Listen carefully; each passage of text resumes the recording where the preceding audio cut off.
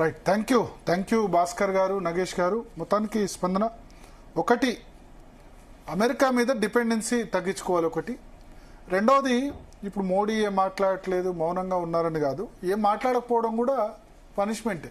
నువ్వు ఇంత చేస్తున్నా సరే మేము నిన్ను పట్టించుకోవట్లేదు అనడం కూడా ఒక రకమైన శిక్షనే ట్రంప్కు.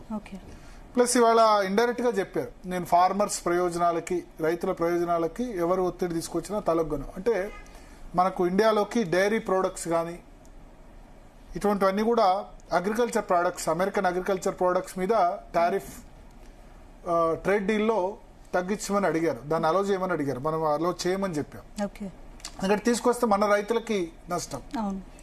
సో అందుకని ఇట్లాంటి ఇష్యూస్ ఉన్నాయి. ఎందుకంటే ఇప్పుడు ఎగ్జాంపుల్, అమెరికాకు సంబంధించి పాలు మనం దిగుమతి చేసుకున్నాం అనుకోండి, అక్కడ ఆవులకు కానీ అక్కడ పశువులకు కానీ వాళ్ళు నాన్ వెజిటేరియన్ పెడతారు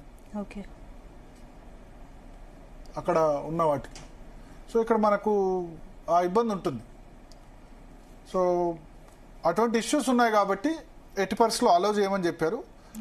సో మొత్తానికి చూద్దాం ట్రంప్ తో, ఎందుకంటే ఇప్పుడు 25% టార్గెట్ చేశారు. ఇప్పుడు 25% టారిఫ్ ఇవాళ నుంచి అమల్లోకి వచ్చింది. ఇంకో 20%, ఇంకో 21 రోజులు టైం ఇచ్చారు.